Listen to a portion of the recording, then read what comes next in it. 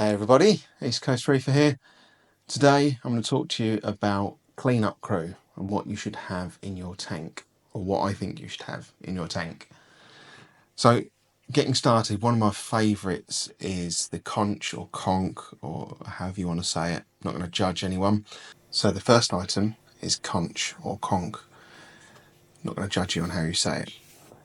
These are fantastic cleanup crew, and when you have a tank going through the ugly stage, this can be a great way of keeping on top of how clean your gravel is, and they have the added benefit of burying themselves in the gravel from time to time when they're resting, and that will agitate your sand bed, keep that turning over and stop anything from building up under there. So a fantastic choice. Next on the list is Trochus snails, and these look very similar to turbo snails or turban snails, and I don't know whether it's just that people are bad at labelling them up, but Trochus snails typically have a black foot. I don't know whether there's a white-footed variety, but they have the benefit of having quite a pointy shaped shell and a large foot, which acts like a self-righting mechanism if they fall over.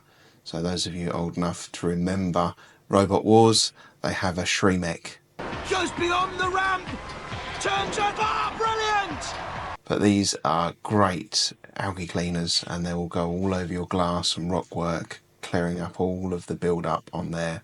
So they're fantastic things. And they will breed in the tank as well, so you'll sometimes see eggs on the side of the tank, and if you're lucky you'll see those grow up and continue the population in your tank. Moving on then to Nassarius snails, or sand submarine snails.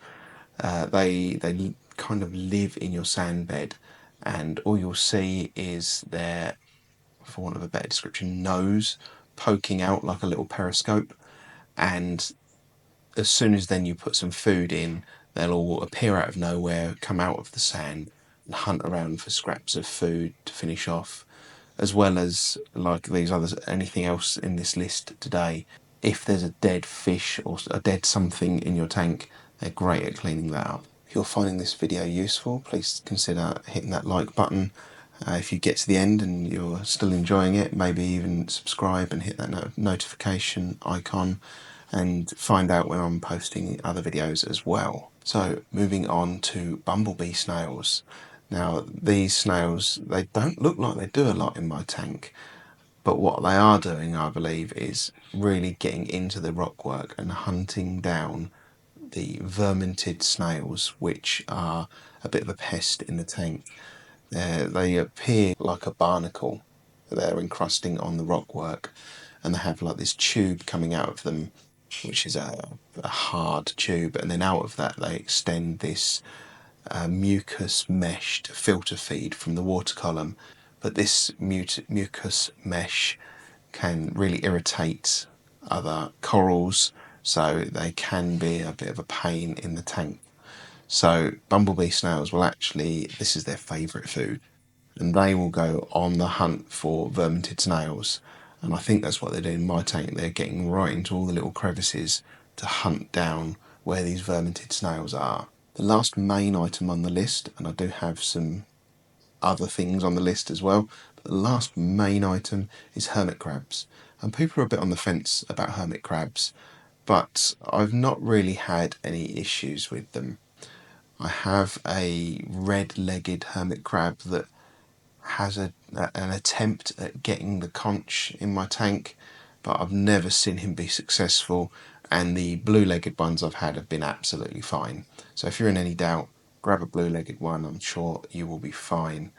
And these are great for clearing up murder victims, not people.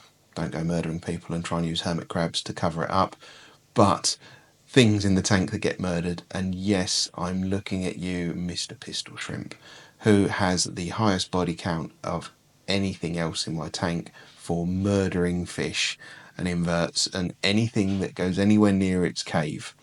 So what I tend to find is nothing, really. I'll notice that there's a fish missing, and when I look in the tank, there's no body, there's no bones, there's no nothing.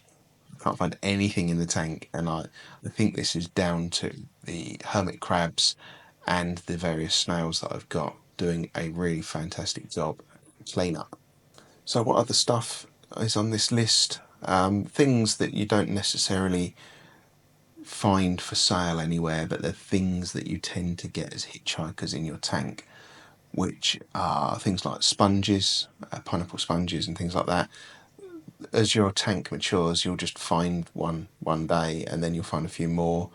And as long as you keep an eye out to make sure that they don't start getting too close to corals and start to upset any corals, they are fine to just leave there. I actually have a decorative sponge in my tank, a blue sponge, and that, along with all of the other varieties, are filter feeders. Some of them are slightly photosynthetic as well, but they're filter feeders, so they're pulling all crap out of the water column and eating that. So yeah, they're great at helping keep nitrates, phosphates, keeping them down, and filtering out other stuff that's in the water column and eating that as well. The other things on the list are things like limpets, barnacles, and amphipods.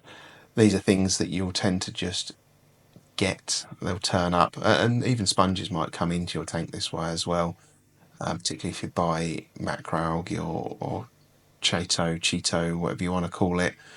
If you get that can tend to have stuff like sponges and amphipods, definitely copepods to a certain degree as well. And all of these things will help filter out the water. They'll eat algae and things like that. So again, really helpful, really beneficial.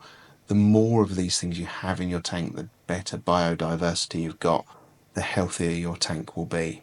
And if you're on the lookout for what to put in your tank, I assume as you're looking at this cleanup crew, you might be thinking also about what fish to get. So if you have a look, I'll put a link on the screen now to a video I've done about 5 fish you will definitely regret, and 5 awesome alternatives as well. Thank you very much for watching, and I'll see you again really soon.